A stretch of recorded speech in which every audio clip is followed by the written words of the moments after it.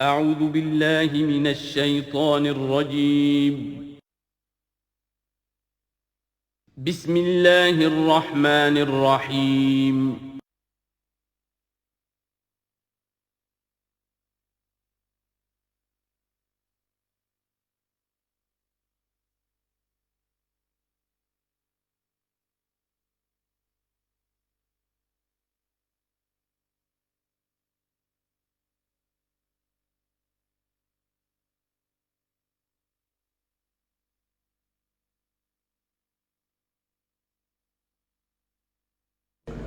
نحمده ونصلي على رسوله الكريم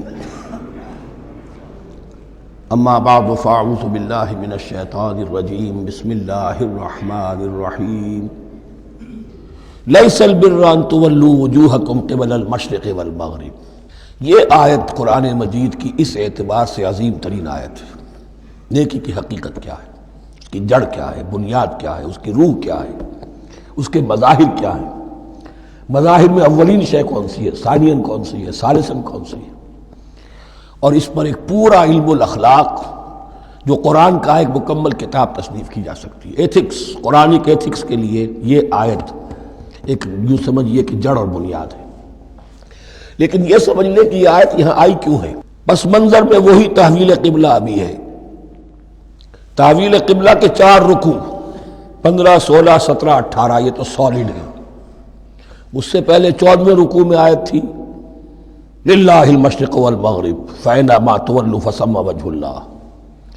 ادھر بھی پھر اتنی آیتیں چھوڑ کر پھر گئی لیس البر ان تولوا وجوہکم قبل المشرق والمغرب۔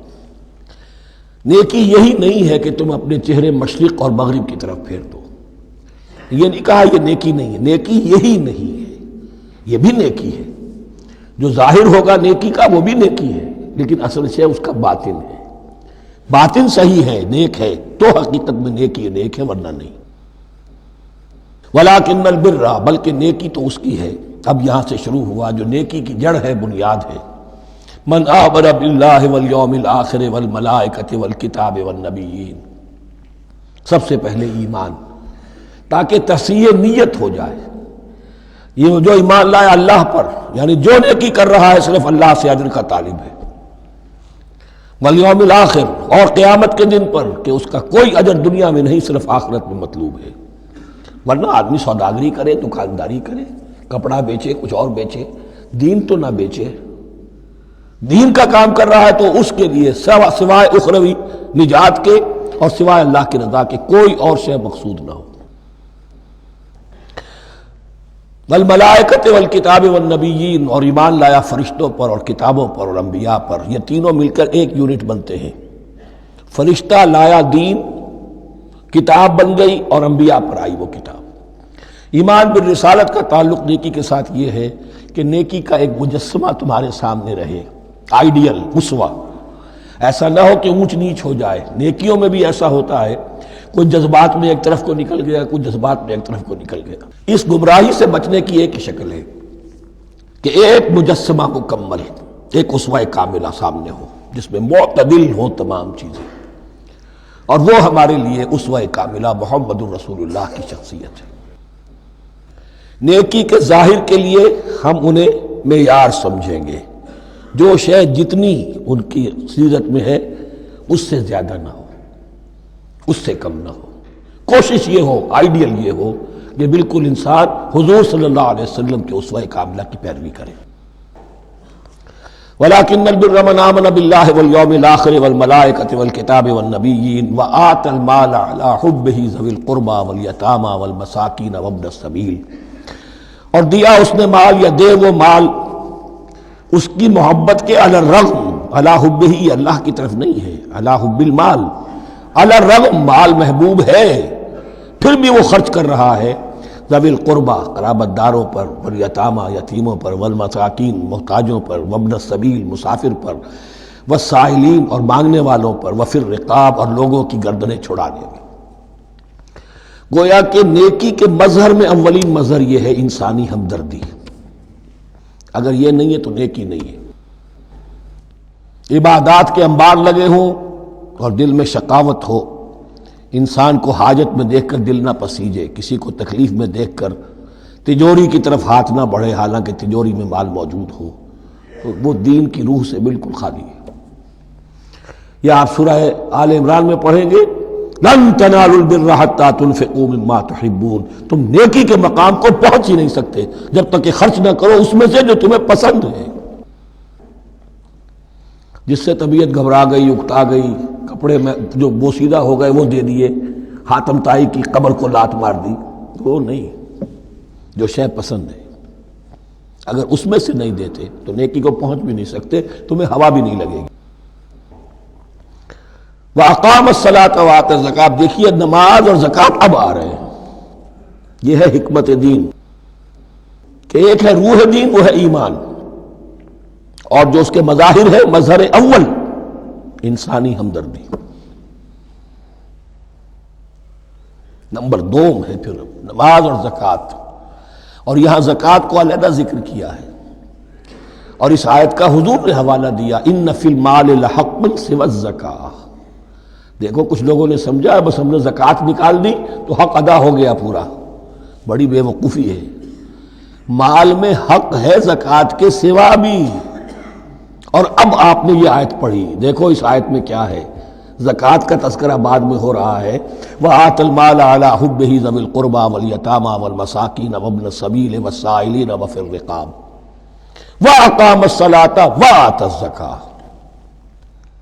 اس کی کیا حکمت ہے کہ ایمان کو تر و تازہ رکھنے کے لیے نماز ہے، اقم الصلاۃ لذکری، اور انسانی ہمدردی میں مال خرچ کرنے کے جذبے کو پروان چڑھانے کے لیے، برقرار رکھنے کے لیے زکوٰۃ ہے۔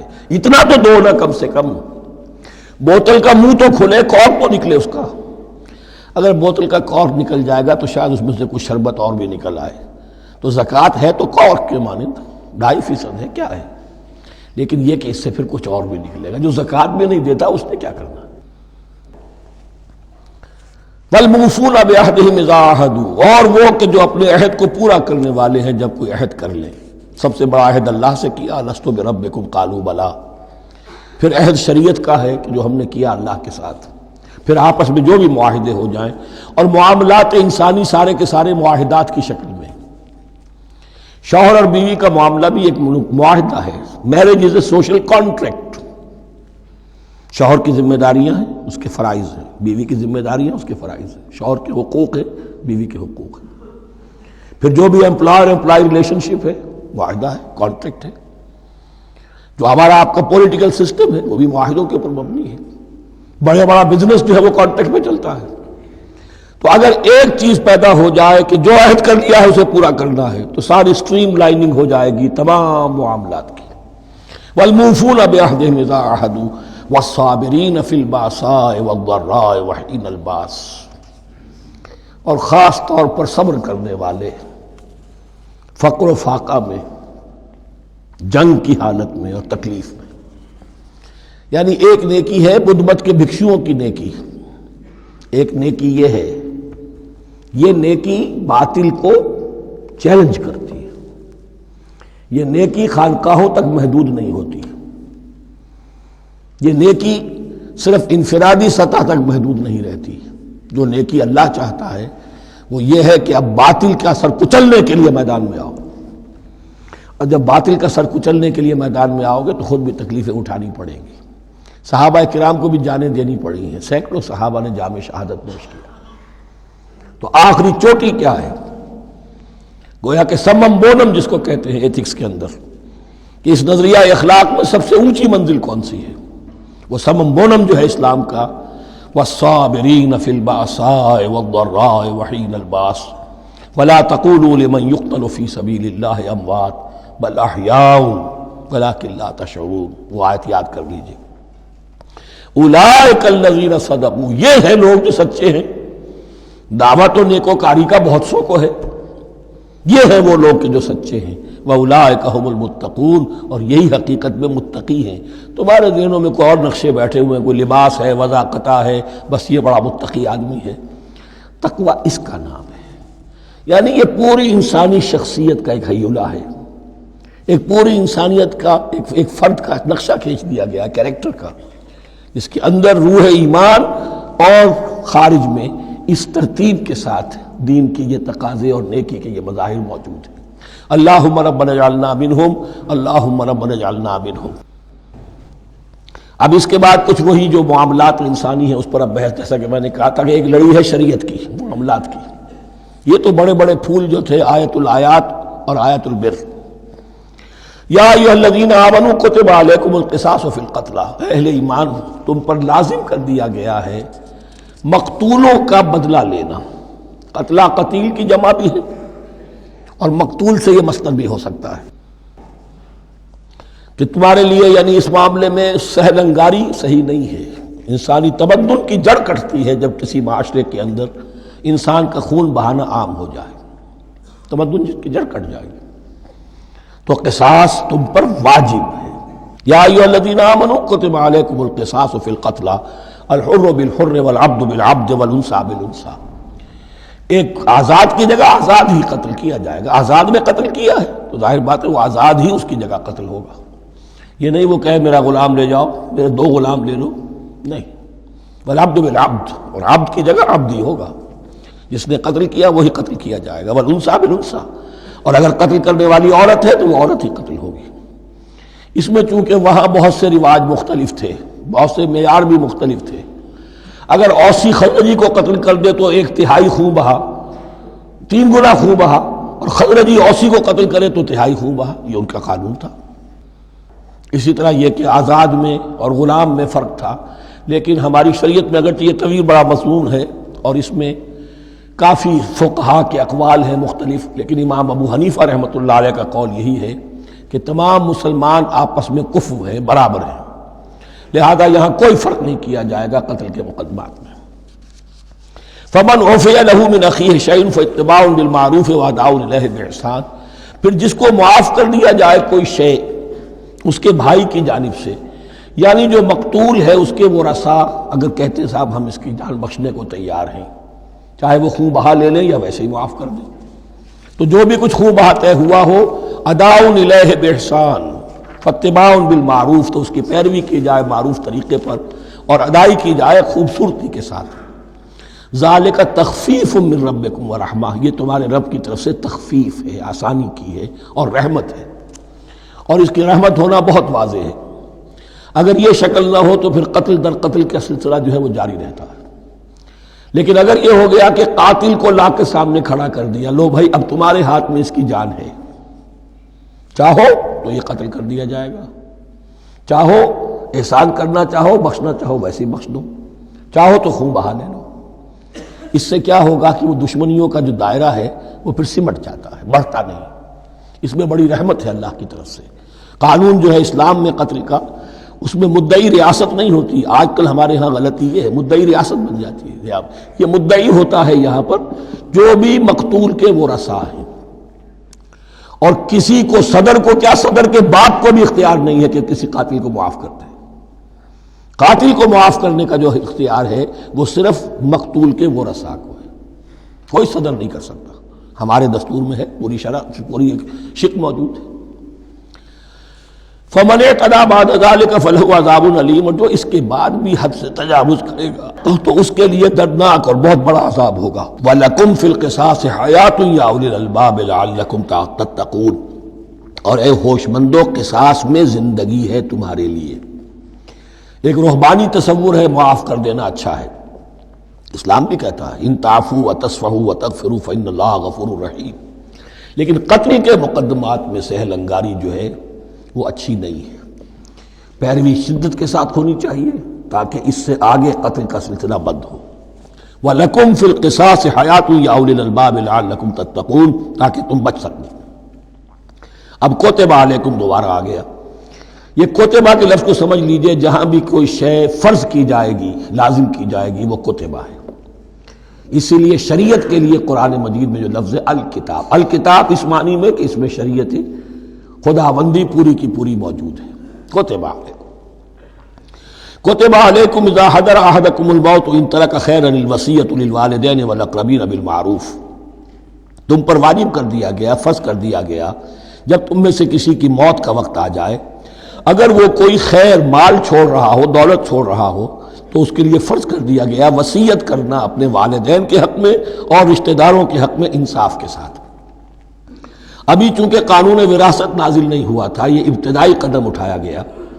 وہاں ہوتا یہ تھا جو آج بھی ہندوؤں میں ہوتا ہے، جو مر گیا اس کی ساری جائیداد کا مالک جو ہے بڑا بیٹا ہو، چھوٹے بیٹے بھی نہیں، نہ بیٹیاں نہ بیوی، کچھ نہیں، تو سارا کا سارا مال جو ہڑپ کر جاتے تھے، کسی کو کچھ نہیں۔ یہاں یہ کہ اب پہلا ابتدائی حکم دیا گیا، لیکن یہ آیت منسوخ ہو جائے گی سورہ نساء میں جب پورا قانون وراثت آ گیا، تو اب یہ آیت منسوخ شمار ہوتی ہے۔ ناسخ وہ قانون وراثت ہے جو سورہ نساء کے دوسرے رکوع میں آئے گا۔ البتہ اس کے ایک حصے کو حضور نے باقی رکھا ہے، وہ گویا کہ سنت نے اس کے ایک جز کو برقرار رکھا ہے، اور وہ جز یہ ہے کہ مرنے والا 1/3 اپنے مال کے لیے وصیت کر سکتا ہے کسی کے لیے، 1/3 سے زیادہ نہیں، اور وارث کے لیے وصیت نہیں ہوگی۔ جس کی وراثت میں حق مقرر ہو چکا ہے اس کے لیے وصیت نہیں ہوگی، وہ غیر وارث کے لیے وصیت ہوگی، کسی دینی ادارے کو دینا چاہے، کسی اور کو دینا چاہے، یتیم کو، بیوہ کو، یتیم خانے کو، ٹھیک ہے، 1/3۔ 2/3 میں قانون وراثت کی تنفیذ ہوگی لازماً۔ تو اس آیت کا صرف اتنا حصہ باقی رکھا ہے حضور نے صلی اللہ علیہ وسلم۔ حقاً علی المتقین، یہ اللہ کا تقوی رکھنے والوں پر حق ہے، واجب ہے کہ وہ وصیت کریں کہ ہمارے والدین کو یہ مل جائے، فلاں رشتہ دار کو یہ مل جائے، باقی جو ہے جو بھی ورثاء ہیں لے جائیں۔ فمن بدلہ بعد ما سمعہ، تو جس نے بدل دیا اس وصیت کو اس کے بعد کہ اسے سنا تھا، فإنما اسمہ علی الذین یبدلونہ، تو اس کا بوجھ، اس کا گناہ انہی پر آئے گا جو تبدیل کرتے ہیں۔ جو وصیت کرنے والا تھا وہ بری ہے، اس نے صحیح وصیت کی تھی، جس نے بعد میں اس وصیت میں تحریف کی، تبدیلی کی، اس کا وبال، اس کا بوجھ انہی پر آئے گا۔ ان اللہ سمیع علیم، یقینا اللہ سب کچھ سننے والا اور جاننے والا ہے۔ فمن خاف من موص جنفا، اب اگر کسی کو اندیشہ ہوا کہ وصیت کرنے والے نے جانبداری برتی ہے، ٹھیک وصیت نہیں کی ہے، دیانتداری کے ساتھ اس کی رائے یہ ہوئی، او اسمن، یا گناہ اس نے کمایا ہے، فاصلح بینہم، اور اب ان کے مابین صلح کرا دی، ورثاء کو جمع کیا کہ بھائی وراثت تو یہ تھی، ان کی وصیت تھی، لیکن دیکھو اس میں یہ زیادتی والی بات ہے، اگر تم مطمئن ہو جاؤ، متفق ہو جاؤ تو اس میں اتنی تبدیلی کر دی جائے ان کے اتفاق سے، فلا اسم علیہ، تو اس میں کوئی گناہ نہیں ہے، یعنی ایسی نہیں ہے یہ بات کہ اس کو وہ سینکشن اور سینکٹیٹی حاصل ہو گئی ہے، تقدس، کہ اب اس میں کوئی تبدیلی نہیں ہو سکتی۔ باہمی مشورے سے اور اچھے جذبے سے، اصلاح کے جذبے سے وصیت میں تغیر ہو سکتا ہے۔ ان اللہ غفور الرحیم، یقیناً اللہ تعالی بخشنے والا ہے، رحم فرمانے والا۔ اب لڑی آ گئی دوسری عبادت والی، عبادت میں صوم۔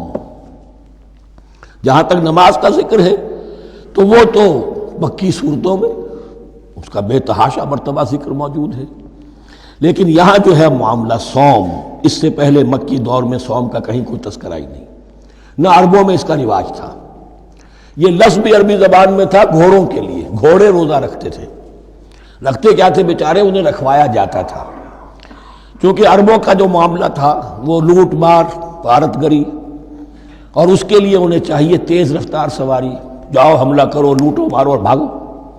اونٹ جو ان کی فضا اور ان کے ماحول کے لیے مناسب تھا، وہ زیادہ تیز دوڑ نہیں سکتا، اپنی اس ضرورت کے لیے گھوڑا چاہیے تھا۔ گھوڑے میں عرب کا سخت موسم برداشت کرنے کی عادت نہیں، نازک جانور ہے، وہ پیاسا تو نہیں رہ سکتا 7 دن تک جیسے کہ اونٹ رہ سکتا ہے، بھوکا نہیں رہ سکتا، وہ لو کے تھپیڑے نہیں برداشت کر سکتا، لہذا عرب اس کو رکھواتے تھے روزہ، کھانا پینا بند کیا اور اس کے جو ہے منہ کر کے کھڑے ہو گئے جب گرم تیز ہوا چل رہی ہے، خود تو اپنے آپ کو لپیٹ لیا اپنے گھتنے میں، گھترا کہلاتا ہے وہ جو بھی کپڑا اوپر ہوتا ہے، اور وہ اس گھوڑے کو جو ہے وہ ساری آگ اس پر برس رہی ہے تاکہ اس میں عادت پیدا ہو جائے جھیلنے کی، برداشت کرنے کی، تو جنگ کے موقع پر کہیں یہ دغا نہ دے جائے۔ اگر یہ ہمت ہار گیا تو اس کا تو کیا گیا جائے گا، تو اصل میں سوار ہے جو مارا گیا۔ یہ روزہ ان کے ہاتھ تھا، لیکن جب حضور آئے مدینے میں تو یہاں یہود میں روزے کا رواج تھا، وہ ایک تو عاشورہ کا روزہ رکھتے تھے، اس لیے کہ وہ تاریخ تھی جس میں کہ نجات ملی تھی بنی اسرائیل کو فرعونیوں سے۔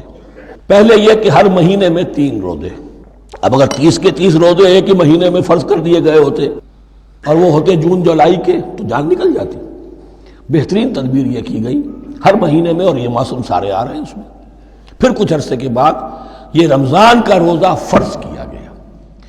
پہلا جو روزہ تھا 3 دن کا، اس میں یہ بھی تھی اجازت کہ جو اگر مسافر نہیں ہے، بیمار بھی نہیں ہے، طاقت رکھتا ہے روزہ رکھنے کی، پھر بھی روزہ نہ رکھے تو اس کا فدیہ یہ ہے کہ 1 مسکین کو کھانا کھلائے. علی الاطلاق تھا یہ.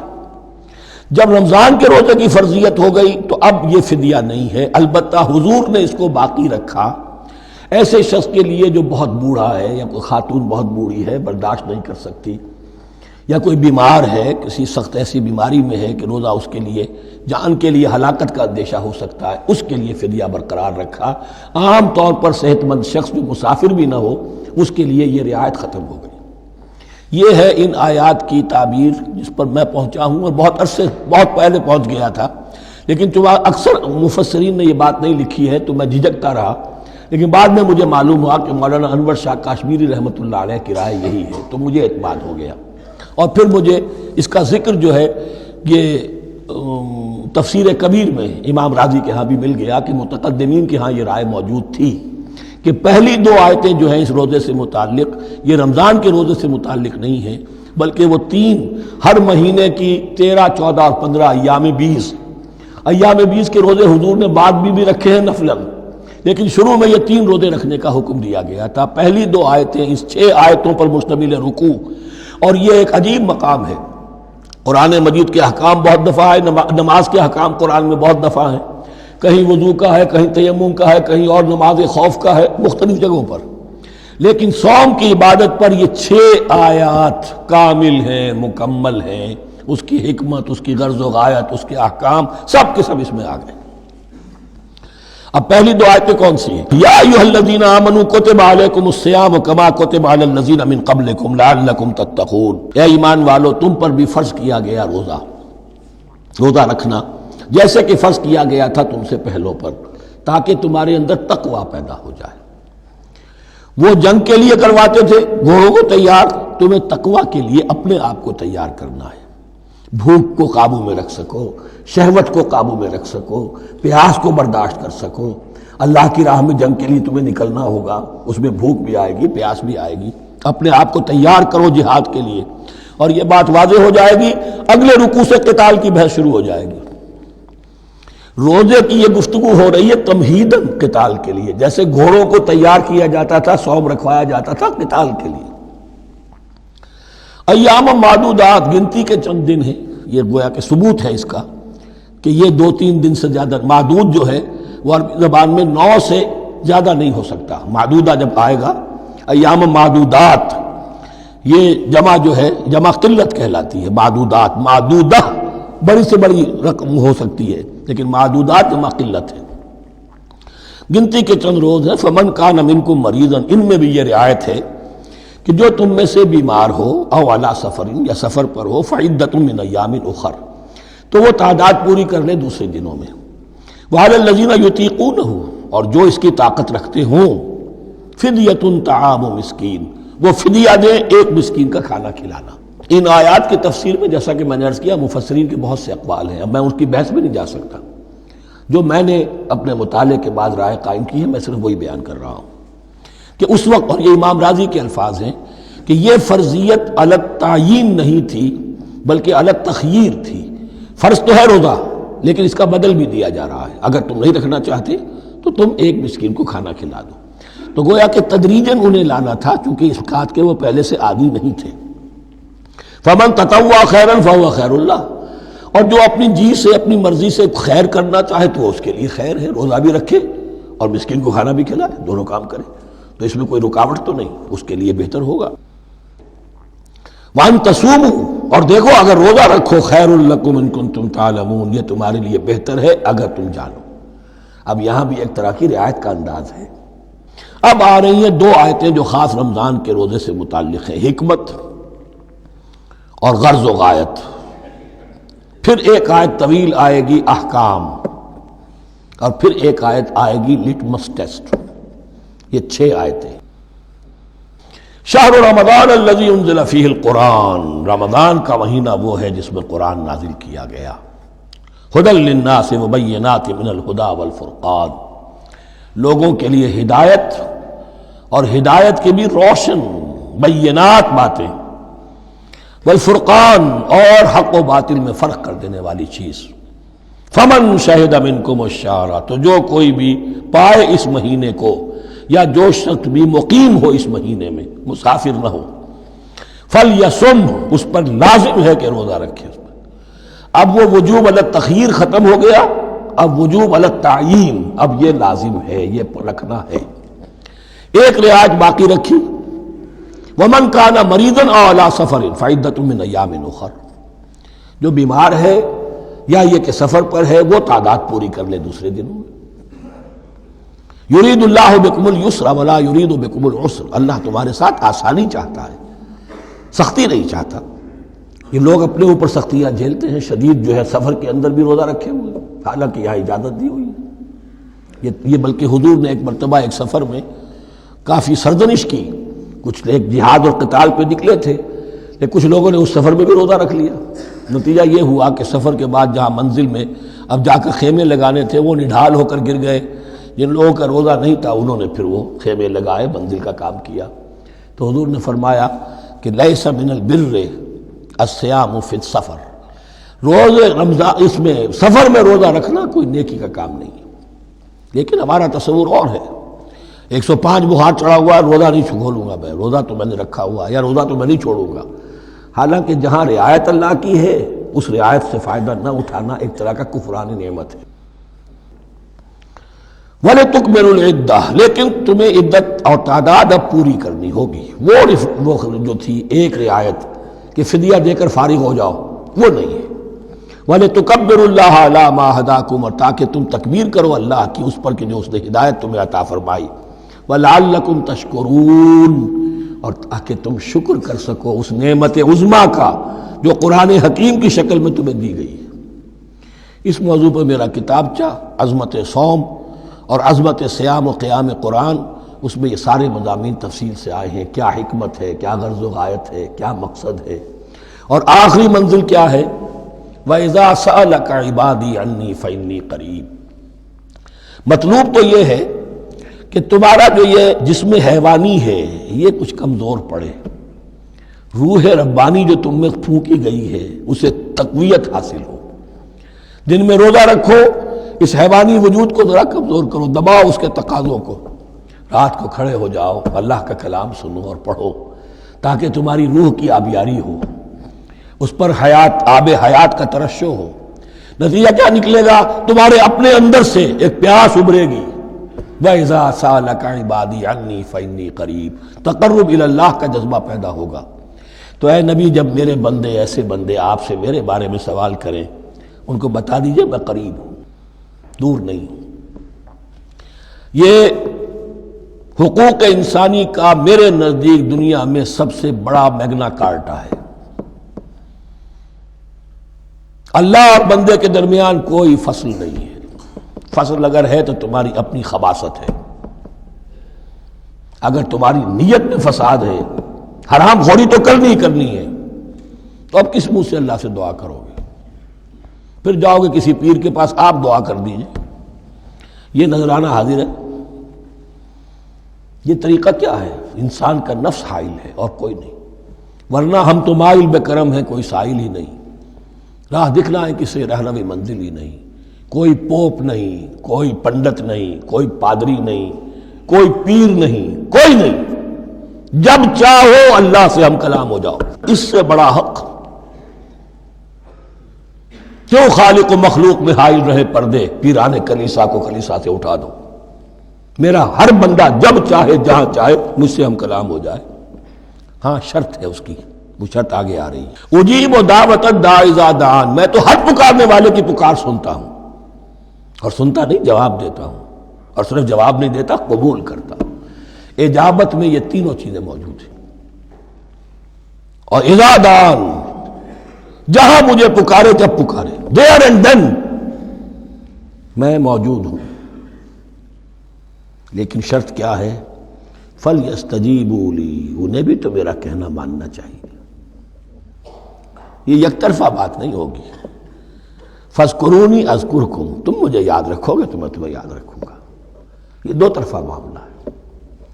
تم شکر کرو گے میں تمہاری قدردانی کروں گا، تم میری طرف چل کر آؤ گے میں بھاگ کر آؤں گا، تم بارش برآؤ گے میں ہاتھ بڑھاؤں گا، لیکن تم رخ موڑ لو گے ہم بھی رخ موڑ لیں گے۔ ہماری تو غرض نہیں ہے، غرض ہے تو تمہاری۔ تم رجوع کرو گے ہم بھی رجوع کر لیں گے، تم توبہ کرو گے ہم اپنی نظر کرم پھر تمہاری طرف متوجہ کر دیں گے۔ لیکن ہر چیز ان تنصروا اللہ ینصرکم، اللہ کی مدد کرو گے تو اللہ تمہاری مدد کرے گا۔ تمہاری دوستیاں ہو، پینگے بڑھا رہے ہو اللہ کے دشمنوں کے ساتھ، ساز باز ہو اللہ کے دشمنوں کے ساتھ، اور کھڑے ہو جاؤ قنوت نازلہ میں اللہ سے مدد مانگنے کے لیے، تم سے بڑا بے وقوف کون ہوگا؟ پہلے اللہ کی طرف رخ تو کرو، اللہ سے اپنا معاملہ درست کرو۔ ہاں اس میں کوئی یہ شرط نہیں ہے کہ پہلے ولی کامل اس وقت توبہ کرو خلوص نیت سے اور سارے پردے ہٹ جائیں گے، لیکن خلوص نیت کے ساتھ توبہ۔ وَإِذَا سَأَلَكَ عِبَادِي عَنِّي فَإِنِّي قَرِيبٌ أُجِيبُ دَعْوَةَ الدَّاعِ إِذَا دَعَانِ فَلْيَسْتَجِيبُوا لِي وَلْيُؤْمِنُوا بِي لَعَلَّهُمْ يَرْشُدُونَ أُحِلَّ لَكُمْ لَيْلَةَ الصِّيَامِ الرَّفَثُ إِلَىٰ نِسَائِكُمْ۔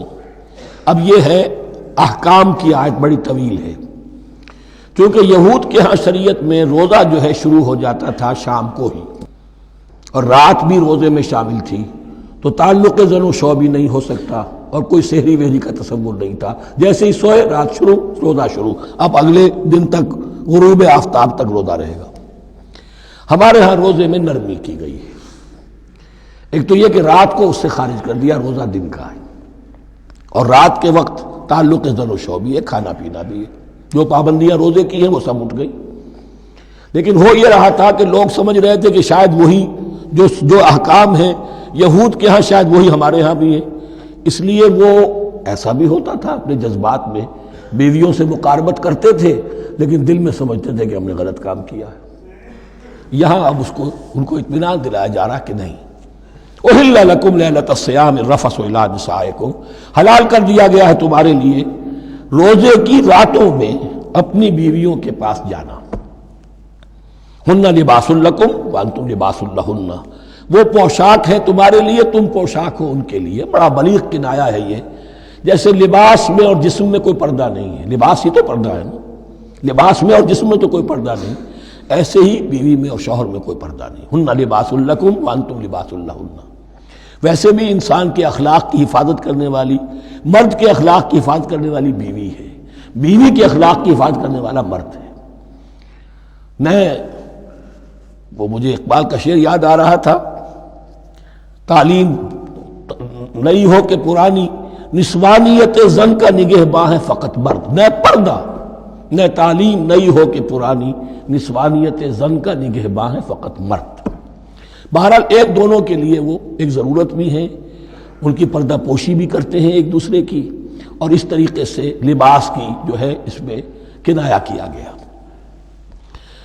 علم اللہ انکم کنتم تختانون انفسکم، اللہ کے علم میں ہے کہ تم اپنے آپ کے ساتھ خیانت کر رہے تھے، ایک کام کر رہے تھے جو گناہ نہیں ہے، لیکن تم سمجھتے تھے گناہ ہے، تو اپنے آپ سے خیانت ہو گئی کہ نہیں؟ اصلاً وہ گناہ نہیں تھا لیکن تمہارے علم میں نہیں تھا، لیکن تم یہ سمجھتے ہوئے بھی کہ یہ ممنوع ہے، اس کا ارتکاب کر رہے تھے۔ علم اللہ انکم کنتم تختانون انفسکم فتاب علیکم، تو اللہ نے تم پر نظر رحمت فرمائی، وعفا عنکم، اور بخش دیا، معاف کر دیا، جو بھی خطائیں ہو گئی ہیں وہ سب کے سب معاف سمجھو۔ فالآن باشروہن، اب ان کے ساتھ جو بھی تعلق زد و شے ہے وہ قائم کرو، وابتغوا ما کتب اللہ لکم، اور تلاش کرو، حاصل کرو جو کچھ اللہ نے تمہارے لیے لکھ دیا ہے۔ کیا لکھ دیا ہے؟ ایک تو اولاد تعلق زد و شو میں، اور ایک سکون ہے کہ جو اللہ تعالیٰ نے اس میں رکھا ہے، لِتَسْكُنُوا إِلَيْهَا، قرآن مجید میں یہ الفاظ آئے، ایک تسکین ہے، سکون ہے، اعصاب کا تناؤ جو ہے وہ اس کے بعد جو ہے اس کے اندر ایک سکون کی کیفیت پیدا ہو جاتی ہے۔ اور یہی اس میں حکمت ہے کہ حضور اپنے ہر سفر میں ہم ایک زوجہ محترمہ کو ضرور ساتھ رکھتے تھے، اس لیے کہ قائد کو، سپہ سالار کو کسی وقت بڑی ایسی یعنی پریشان کن صورتحال میں فیصلے کرنے پڑتے ہیں، جذبات پر دباؤ ہوتا ہے اور اعصاب پر دباؤ ہوتا ہے، تو ساتھ اگر کوئی اہلیہ بھی موجود ہو تو اس میں اور اس کے بہترین مواقع سیرت میں آئے ہیں، وہ پھر کسی وقت میں بیان کروں گا۔ وابتغوا ما كتب الله لكم وكلوا واشربوا حتى يتبين لكم الخيط الابيض من الخيط الاسود من الفجر، اور کھاؤ اور پیو یہاں تک کہ واضح ہو جائے تمہارے لیے سفید دھاری فجر کی سیاہ دھاری سے، یعنی یہ پاؤں پھٹنے کے لیے استعارہ ہے کہ جب سفیدہ نمایاں ہوتا ہے ایک لکیر کی طرح، پاؤں پھٹ گئی، اس وقت تک کھانے پینے کی چھوٹ ہے، سحری جو ہے آپ کر سکتے ہیں، بلکہ کلو واشربو، کھاؤ اور پیو، اور اس کی حدیث میں تاکید آئی ہے، اور یہ بھی فرمایا ہمارے اور یہود کے روزے کے مابین سحری جو ہے وہ فرق ہے، تسحروا فإن فی السحور برکہ، سحری ضرور کیا کرو اس لیے کہ سحری میں برکت ہے۔ ثم اتموا الصیام الی اللیل، پھر رات تک روزے کو پورا کرو۔ اب رات تک میں اکثر فقہا کے نزدیک غروب آفتاب مراد ہے، اہل تشیع اس سے ذرا آگے جاتے ہیں کہ رات کا لفظ آیا ہے تو ذرا اور غروب آفتاب پر چند منٹ گزر جائے، لیکن ہمارے اہل سنت کے ہاں غروب آفتاب جو ہے وہی گویا کہ یہ اس کی غایت ہے۔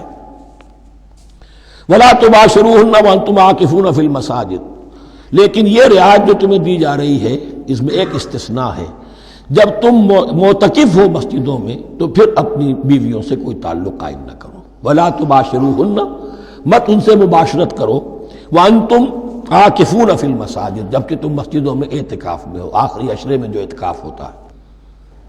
تِلْكَ حُدُودُ اللَّهِ فَلَا تَقْرَبُوهَا، یہ اللہ کی حدود ہے، ان کے قریب مت جاؤ۔ بعض جگہ پر آتا ہے فَلَا تَعْتَدُوهَا، ان حدود کو عبور نہ کرو، ان سے تجاوز نہ کرو۔ تو حرام تو یہی شے ہوگی کہ حدود سے تجاوز کیا جائے، لیکن احتیاط اس میں ہے to keep at a safe distance, ذرا دور رہو، آخری حد تک چلے جاؤ گے تو اندیشہ ہے کہ کہیں اس حد کو کراس نہ کر جاؤ۔ فلا تقربوها، اللہ کے حدود سے ذرا ایک سیف ڈسٹینس کے اوپر رہنا ضروری ہے۔ کذالک یبین اللہ آیاتہ للناس، اسی طرح اللہ تعالیٰ واضح کرتا ہے اپنی نشانیاں لوگوں کے لیے، لعلہم یتقون، تاکہ وہ تقوی کی روش اختیار کر سکے، بچ سکے۔ اب وہ لٹمس ٹیسٹ والی آیت آ گئی، تقوی کا ٹیسٹ کیا ہے؟ روزہ اس لیے فرض کیا کہ تقوی پیدا ہو جائے، یہ سارے احکام تمہیں دیے جا رہے ہیں تاکہ تمہیں تقوی پیدا ہو جائے۔ ٹیسٹ کیا ہے؟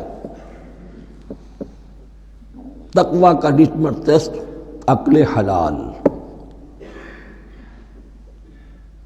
یہ نہیں ہے کوئی نیکی نہیں۔ وَلَا تَأْكُلُوا أَمْوَالَكُمْ بَيْنَكُمْ بِالْبَاطِلِ، اپنے مال آپس میں باطل طریقوں سے ہڑپ نہ کرو۔ وَتُدْلُوا بِهَا إِلَى الْحُكَّامِ، اور اپنے مال کو ذریعہ نہ بناؤ حکام تک پہنچنے کا، لِتَأْكُلُوا فَرِيقًا مِنْ أَمْوَالِ النَّاسِ بِالْإِثْمِ، تاکہ تم لوگوں کے مال کو ہڑپ کر سکو گناہ کے ساتھ، وَأَنْتُمْ تَعْلَمُونَ، اور تم اس کو جانتے بوجھتے کر رہے ہو۔ جو شخص اس معیار سے تو اس سے باز آ گیا وہ ہے متقی، یہ لسٹ میں ٹیسٹ ہے۔ ورنہ نمازوں کی تعداد، روزوں کی تعداد اور حرام کھانا تو تقویٰ نہیں۔ یہ میں حیران ہوتا ہوں کہ اب اس پر کبھی غور نہیں کیا ہے لوگوں نے کہ یہ آیت کہاں سے آ گئی درمیان میں۔ روزے کے احکام اور اس کے بعد قتال کے احکام بھی شروع ہوں گے، حج کے احکام شروع ہوں گے، یہ بیچ میں آیت۔ واقعہ یہ ہے کہ جیسے روزے کی حکمت کا نقطہ عروج کیا ہے، وَإِذَا سَأَلَكَ عِبَادِي عَنِّي فَإِنِّي قَرِيبٌ، روح انسانی میں ایک طلب پیدا ہو جائے تقرب اللہ کی۔ اسی طرح احکام صوم میں جو کلائمیکس ہے وہ یہ ہے، وَلَا تَأْكُلُوا أَمْوَالَكُمْ بَيْنَكُمْ بِالْبَاطِلِ وَتُدْلُوا بِهَا إِلَى الْحُكَّامِ لِتَأْكُلُوا فَرِيقًا مِنْ أَمْوَالِ النَّاسِ بِالْإِثْمِ وَأَنْتُمْ تَعْلَمُونَ۔ يَسْأَلُونَكَ عَنِ الْأَهِلَّةِ، اے نبی آپ سے پوچھ رہے ہیں چاند کی گھٹتی بڑھتی صورتوں کے بارے میں۔ قُلْ هِيَ مَوَاقِيتُ لِلنَّاسِ وَالْحَجِّ، کہہ دیجئے یہ لوگوں کے لیے ایک اوقات کا تعین ہے، کیلنڈر ہے، اور حج کے لیے۔ اب دیکھو آپ کو معلوم ہے کہ یہ اللہ تعالیٰ نے ایک کیلنڈر لٹکا دیا ہے، معلوم ہو گیا یہ چاند پہلی تاریخ ہو گئی، کچھ دنوں کے بعد آپ نے دیکھا معلوم ہوتا ہے کہ اب ایک ہفتہ گزر گیا ہے، آدھا چاند ہو گیا ہے، 2 ہفتے ہو گئے، پورا چاند ہو گیا ہے، پھر نے گھٹنا شروع کیا۔ تو یہ گویا کہ لوگوں کے لیے اوقات کار کی تعین کے لیے، اور خاص طور پر سب سے اہم شے حج، اور یہ نوٹ کیجئے، صوم کے بعد حج اور حج کے ساتھ قتال۔ حج وہ عبادت ہے جو ایک خاص جگہ پر ہو سکتی ہے، نماز ہر جگہ ہو سکتی ہے، روزہ ہر جگہ ہو سکتا ہے، عبادت اور ہر جگہ ہو سکتی ہے، اور زکوٰۃ ہر جگہ دی جا سکتی، حج تو وہی ہوگا۔ اور وہ تھا اس وقت زیر تسلط مشرکین کے، اور مشرکین کے تسلط سے نکالنے کے لیے قتال لازم تھا۔ اس قتال کے لیے صبر پہلے پیدا ہونا ضروری ہے۔ جو گھوڑوں کو روزہ رکھواتے تھے پہلے خود روزہ رکھو، یہ ترتیب ہے، ربط ہے۔ صوم کے احکام فوراً حج اور قتال کے احکام۔ یسألونک عن الأہلة قل هی مواقیت للناس والحج وليس البر بأن تأتوا البیوت من ظہورها ولكن البر من اتقى۔ اور یہ کوئی نیکی نہیں ہے کہ تم گھروں میں ان کی پشت پر سے داخل ہو، بلکہ نیکی تو اس کی ہے جس میں تقوی ہے۔ یہ اصل میں ان کے ہاں ایک رواج تھا، کیونکہ حج تو ہو رہا تھا ایام جاہلیت میں بھی، اس کے مناسک کی بگڑی ہوئی شکلیں بھی موجود تھیں، کچھ ترمیمیں انہوں نے کر دی تھی، یہ حج تو تھا ان کا۔ وہ یہ کرتے تھے جب گھر سے مکے سے نکل گئے احرام باندھ کر، اب اگر کسی ضرورت سے گھر واپس جانا پڑ گیا تو سمجھتے تھے کہ احرام باندھ کر نکل آئے ہیں، اب دروازے سے تو نہیں جا سکتے، گھسیں گے کہیں پیچھے سے کہیں اوپر سے پھاند کر دیوار آئیں گے، اور اسے سمجھتے تھے بڑا تقویٰ ہے یہ۔ فرمایا یہ کوئی نیکی کی بات نہیں، یہ سرے سے نیکی نہیں۔ وَلَيْسَ الْبِرُّ، یہ ہرگز نیکی نہیں ہے، أَن تَأْتُوا الْبُيُوتَ مِن ظُهُورِهَا، کہ تم ان کے تم گھروں میں داخل ہو ان کے پچھواڑے سے، وَلَكِنَّ الْبِرَّ مَنِ اتَّقَىٰ۔ اب یہاں اس پوری آیت کو ذہن میں رکھ لیجئے، آیت البر کے آخر میں لفظ تھا وَأُولَٰئِكَ هُمُ الْمُتَّقُونَ وَلَكِنَّ الْبِرَّ مَنِ اتَّقَىٰ۔ گویا کہ وہ پورا تصور جو ہے یہاں پر جو آیا بر میں آ چکا ہے، اس کو اس لفظ کے حوالے سے اس پورے تصور کو پھر آپ کے ذہن میں تازہ کر دیا۔ وَأْتُوا الْبُيُوتَ مِنْ أَبْوَابِهَا، گھروں میں داخل ہو ان کے دروازوں سے، وَاتَّقُوا اللَّهَ لَعَلَّكُمْ تُفْلِحُونَ، اور اللہ کا تقوی اختیار کرو تاکہ تم فلاح پاؤ۔ وَقَاتِلُوا فِي سَبِيلِ اللَّهِ الَّذِينَ يُقَاتِلُونَكُمْ، لیجئے قتال آ گیا۔ اب یہ تیسری کڑی آ گئی نا، ایک لڑی عبادات کی، ایک لڑی معاملات کی، ایک لڑی انفاق کی، ایک لڑی قتال کی، یہ چوتھی کڑی ہے۔ وَقَاتِلُوا فِي سَبِيلِ اللَّهِ الَّذِينَ يُقَاتِلُونَ، اللہ قتال کرو اللہ کی راہ میں ان سے جو تم سے قتال کر رہے ہیں۔ وَلَا تَعْتَدُوا، لیکن حد سے تجاوز نہ کرو۔ ان اللہ لا يحب المعتدین، اللہ تعالی حد سے تجاوز کرنے والوں کو پسند نہیں کرتا۔ وَاقْتُلُوهُمْ حَيْثُ ثَقِفْتُمُوهُمْ، انہیں قتل کرو جہاں بھی پاؤ۔ وَأَخْرِجُوهُمْ مِنْ حَيْثُ أَخْرَجُوكُمْ، اور نکالو انہیں وہاں سے جہاں سے انہوں نے تمہیں نکالا ہے۔ مہاجرین کہاں سے نکالے گئے تھے؟ مکے سے۔ محمد الرسول اللہ پر وہاں پر حیات تنگ کر دی گئی تھی، قافیہ تنگ کر دیا گیا تھا، تبھی تو آپ نے ہجرت کی۔ نکالو انہیں وہاں سے جہاں سے انہوں نے تمہیں نکالا ہے۔ والفتنة اشد من القتل، اور یہ خیال نہ رہے کہ قتل اور خون ریزی جو ہے تو بری بات ہے، فتنہ اس سے بھی زیادہ بری بات ہے۔ فتنہ کیا ہے؟ ایسے حالات جن میں کہ انسان اللہ خدائے واحد کی بندگی نہ کر سکے، اسے غلط کاموں پر مجبور کیا جائے، حرام خوری پر مجبور ہو گیا ہو، یہ سارے حالات فتنہ ہیں۔ تو قتل اور خون ریزی اتنی بری شے نہیں ہے جتنی فتنہ۔ والفتنة اشد من القتل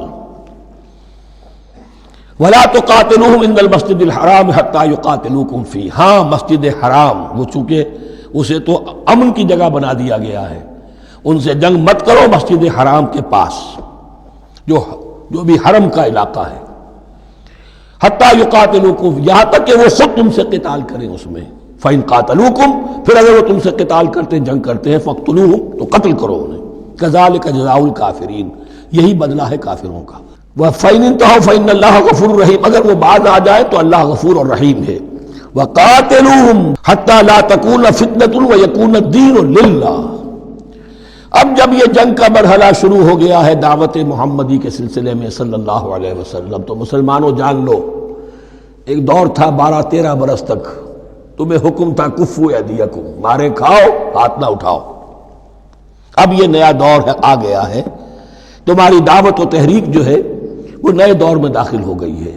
اب جب تمہاری تلواریں نیام سے باہر آ گئی ہیں، اب یہ نیام میں نہ جائیں جب تک کہ فتنہ بالکل ختم نہ ہو جائے اور دین اللہ ہی کے لیے ہو جائے، اللہ کا دین قائم ہو جائے۔ یہ آیت دوبارہ آئے گی اور زیادہ نکھری ہوئی شان کے ساتھ سورہ انفال میں، وَقَاتِلُوهُمْ حَتَّى لَا تَكُونَ فِتْنَةٌ وَيَكُونَ الدِّينُ كُلُّهُ لِلَّهِ، دین کل کا کل، جز نہیں۔ دین کی بالادستی پوری انسانی زندگی پر، انفرادی بھی اجتماعی بھی، اور اجتماعی کے بھی سارے پہلو، politico socio economic system totally وہ اللہ کے احکام کے تابع ہو۔ وَقَاتِلُوهُمْ حَتَّى لَا تَكُونَ فِتْنَةٌ وَيَكُونَ الدِّينُ لِلَّهِ فَإِنِ انْتَهَوْا فَلَا عُدْوَانَ إِلَّا عَلَى الظَّالِمِينَ، پھر اگر وہ باز آ جائیں، صلح چاہے تو ٹھیک ہے، پھر ظالموں کے اوپر جو ہے سوائے ظالموں کے کسی پر زیادتی جائز نہیں۔ الشہر الحرام بالشہر الحرام، حرمت والا مہینہ بدلہ ہے حرمت والے مہینے کا، والحرمات قصاص، اور حرمات کے اندر بھی بدلہ ہے۔ فَمَنِ اعْتَدَىٰ عَلَيْكُمْ فَاعْتَدُوا عَلَيْهِ بِمِثْلِ مَا اعْتَدَىٰ عَلَيْكُمْ، تو جو کوئی بھی تم پر زیادتی کرتا ہے، دست درازی کرتا ہے، تو تم بھی اس کے خلاف کارروائی کرو، اقدام کرو جیسے کہ اس نے تم پر زیادتی کی۔ وَاتَّقُوا اللَّهَ، اور اللہ کا تقوی اختیار کرو۔ وَاعْلَمُوا أَنَّ اللَّهَ مَعَ الْمُتَّقِينَ، اور یہ جان لو کہ اللہ ساتھ ہے متقیوں کے، یعنی اللہ کی تائید، نصرت، اس کی مدد آئے گی اہل تقوی کے لیے۔ اب دیکھیے وہ تیسری کڑی یہاں بہت چھوٹی سی آئی ہے، قتال کی ذرا زیادہ بڑی کڑی آ گئی ہے اور یہ چھوٹی سی کڑی آ رہی ہے۔ قتال کے لیے لازم ہے انفاق بھی۔ جنگ کیسے ہوگی اگر فوج کے لیے ساز و سامان نہ ہو، رسد کا اہتمام نہ ہو، ہتھیار نہ ہو، سواریاں نہ ہو، کیسے ہوگی جنگ؟ وَأَنفِقُوا فِي سَبِيلِ اللَّهِ وَلَا تُلْقُوا بِأَيْدِيكُمْ إِلَى التَّهْلُكَةِ، خرچ کرو اللہ کی راہ میں اور مت ڈالو اپنے آپ کو اپنے ہاتھوں ہلاکت میں۔ یعنی اللہ کا دین اس وقت اسے احتیاج ہے، وہ پیسہ چاہتا ہے، جیسے حضور نے تبوک کے موقع پر عام اپیل کی اور آپ اپنے مال کو لے کر بیٹھے ہوئے ہیں، تو گویا کہ آپ نے اپنے آپ کو ہلاکت میں خود ڈال دیا۔ یہ انفاق ہے، جہاد بالمال۔ وَأَنفِقُوا فِي سَبِيلِ اللَّهِ وَلَا تُلْقُوا بِأَيْدِيكُمْ إِلَى التَّهْلُكَةِ وَأَحْسِنُوا إِنَّ اللَّهَ يُحِبُّ الْمُحْسِنِينَ، اور احسان کی روش اختیار کرو، دین کے اندر بھی خوبصورتی پیدا کرو، دین میں بہتر سے بہتر مقام حاصل کرنے کی کوشش کرو۔ ہمارا معاملہ کیا، دنیا میں آگے سے آگے اور دین میں پیچھے سے پیچھے۔ دین میں یہ دیکھیں گے اس سے کم پر گزارا ہو سکتا ہو، کوئی اور شے ہو کہ جس میں اس سے کم سے بھی بات پوری ہو جائے، دین میں یہ ہوگا، اور دنیا میں آگے سے آگے ہے جستجو کہ خوب سے ہے خوب تر کہاں۔ تو اگر یہ جستجو دنیا میں ہے، اس سے بڑھ کر دین میں ہونی چاہیے۔ فاستبقوا الخیرات، نیکیوں میں ایک دوسرے پر بازی لے جانے کی کوشش کرو۔ وَأَنفِقُوا فِي سَبِيلِ اللَّهِ وَلَا تُلْقُوا بِأَيْدِيكُمْ إِلَى التَّهْلُكَةِ وَأَحْسِنُوا، اور احسان کی روش اختیار کرو۔ ان اللہ یحب المحسنین، یقیناً اللہ تعالی محسنین کو، ان لوگوں کو کہ جو درجہ احسان پر فائز ہو جائیں، محبت کرتا ہے، انہیں پسند کرتا ہے۔ یہ حدیث جبرائیل اگر ذہن میں ہو تو 3 درجے ہیں، جیسے میں نے آج بتایا آپ کو، وَنَحْنُ لَهُ مُسْلِمُونَ وَنَحْنُ لَهُ عَابِدُونَ وَنَحْنُ لَهُ مُخْلِصُونَ۔ 3 درجے دوسرے ہیں، اسلام، ایمان، احسان۔ اخبرنی عن الاسلام، اخبرنی عن الایمان، اخبرنی عن الاحسان۔ احسان کیا ہے؟ ان تعبد اللہ کانک تراہ فإن لم تکن تراہ فإنہ یراک۔ یہ سارے کام جو دین کے لیے کیے جا رہے ہوں، عبادت ہے، جہاد ہے، قتال ہے، ایسی کیفیت میں، ایسے اخلاص کے ساتھ، گویا کہ تم اپنی آنکھوں سے اللہ کو دیکھ رہے ہو، اور اگر تم اللہ کو نہیں دیکھ رہے تو کم سے کم یہ کیفیت تو تمہاری ہو جائے کہ تمہیں مستحضر رہے کہ اللہ تمہیں دیکھ رہا ہے۔ یہ احسان ہے۔ وَأَحْسِنُوا، عام طور پر اس کا ترجمہ اس انداز میں نہیں کیا گیا ہے، اس کو اچھی طرح سمجھ لیجئے، ویسے یہ مضمون کھل کر آئے گا سورہ مائدہ میں۔ ان اللہ یحب المحسنین، یقیناً اللہ تعالی محسنین کو پسند کرتا ہے۔ وَأَتِمُّوا الْحَجَّ وَالْعُمْرَةَ لِلَّهِ، اور حج اور عمرہ مکمل کرو اللہ کے لیے۔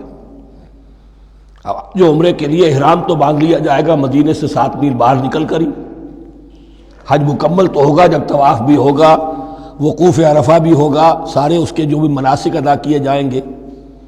لیکن یہ کہ جو شخص بھی نیت کر لے حج کی یا عمرے کی، تو پھر اسے مناسب کو مکمل کرنا چاہیے، کوئی کمی نہ رہے۔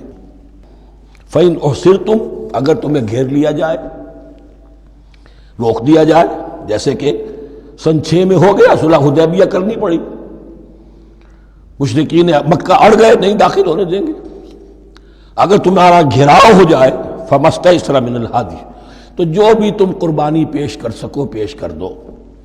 یہ دم احصار کہلاتا ہے کہ چونکہ اب ہم آگے نہیں جا سکتے، یہی ہمیں احرام کھولنا پڑ رہا ہے، تو دم احصار، یہ خون، یہ جو جانور اللہ کے نام پر ہم دے رہے ہیں، یہ اس کی ایک طرح کا کفارہ ہے۔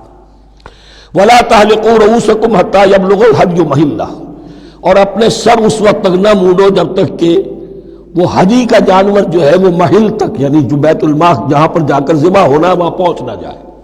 جانور تو آپ نے بھیج دیے اور وہ رکاوٹ نہیں ڈالیں گے، اس لیے کہ ان کا گوشت تو ان کو کھانے کو ملے گا، لہذا جانور، لیکن یہ اندازہ کر لو کہ اب اتنا وقت گزر گیا ہے کہ وہ ہدی قربانی کا جانور جو ہے وہ پہنچ گیا ہوگا، ہدیم بالغ الکعبہ، وہ وہاں پر اس کی اپنے مقام پر پہنچ گیا۔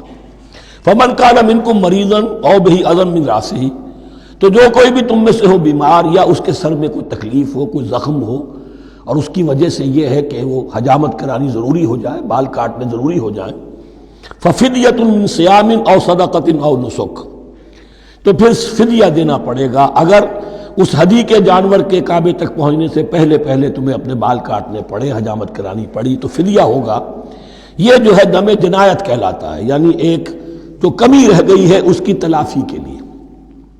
وہ سیام بھی ہے، روزے 3 دن کے، او صدقۃ او نسک، یا پھر یہ ہے کہ کوئی قربانی ہے، ایک جانور قربان کیا جائے، دم جنایت اس کو کہتے ہیں، یا صدقہ کیا جائے، 6 افراد کو کھانا کھلایا جائے۔ فَإِذَا أَمِنْتُمْ، پھر جب تمہیں امن حاصل ہو اور تم سیدھے جا سکتے ہو، بیت اللہ پہنچ سکتے ہو، فَمَنْ تَمَتَّعَ بِالْعُمْرَةِ إِلَى الْحَجِّ فَمَا اسْتَيْسَرَ مِنَ الْهَدْيِ، تو جو کوئی بھی فائدہ اٹھائے عمرے سے، حج سے قبل، فَمَا اسْتَيْسَرَ مِنَ الْهَدْيِ، تو وہ ایک اور قربانی پیش کرے جو بھی اسے میسر ہو۔ اب یہ سمجھ لیجئے کہ حضور کی بعثت سے پہلے عرب میں رواج یہ تھا کہ ایک سفر میں حج بھی کرنا، عمرہ بھی کرنا ان کے نزدیک حرام تھا، یہ توہین تھی کعبے کی۔ حج کے لیے 3 مہینے، شوال، ذوالقعدہ، ذی الحج، اور رجب کا مہینہ ان کے ہاں طے تھا عمرے کے لیے۔ عمرے کے لیے علیحدہ سفر کرو، اس کے لیے علیحدہ سفر کرو۔ لیکن شریعت محمدی میں جو آسانیاں کی گئی ہیں وہ یہ ہیں کہ ایک شخص، چونکہ اس ملت کو پھیلنا تھا بہت طویل علاقے پر، لوگوں کے لیے سفر آسان تو نہیں تھا، تو آپ ایسا کر سکتے ہیں کہ آپ جائیں اور عمرہ بھی کر لیں، حج بھی کر لیں۔ ایک شکل یہ ہے کہ عمرہ کیا، احرام کھول دیا، اور پھر حج کا وقت آیا 8ویں ذی الحج کو، تو پھر احرام باندھا، وہ حج کا احرام ہو گیا، اسے کہتے ہیں تمتع۔ ایک یہ ہے کہ حج کے لیے احرام باندھا تھا، جاتے ہی عمرہ بھی کر لیا لیکن احرام کھولا نہیں، اسی احرام میں جاری رکھ کر اسے، اور اسی میں حج بھی کر لیا، یہ قران کہلاتا ہے، جمع کر دیا ایک ہی احرام میں عمرے کو بھی اور حج کو بھی۔ ایک افراد کہلاتا ہے، بس ایک کے لیے صرف حج کا معاملہ ہو شروع سے۔ تو یہاں تمتع کی جو ہمیں اجازت دی گئی ہے اس کے لیے، جسے دم شکر کہتے ہیں حضرت امام ابو حنیفہ، یہ شکرانہ ہے کہ ہم ایک قربانی دیں۔ لیکن امام شافعی کے نزدیک یہ بھی دم جنایت ہے، یہ بھی جبر ہے۔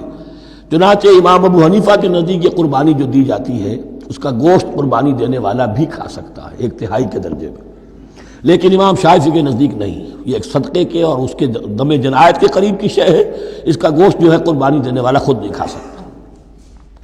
فمن لم یجد، اب اگر کسی کے پاس نہیں ہے یہ ہدیہ پیش کرنے کو، فصیام 3 ایام فی الحج، تو اب اس پر لازم ہے کہ حج میں 3 روزے رکھے، 7ویں، 8ویں اور 9ویں ذی الحج کو روزہ رکھے غیر ایام حج میں۔ 10ویں کا روزہ نہیں ہو سکتا، وہ عید کا دن ہے، یوم النحر ہے۔ وَسَبْعَةٍ إِذَا رَجَعْتُمْ، اور 7 روزے رکھو جب کہ تم واپس چلے جاؤ، اپنے گھروں میں جا کر 7 روزے رکھو۔ تِلْكَ عَشَرَةٌ كَامِلَةٌ، یہ 10 روزے ہوں گے مکمل۔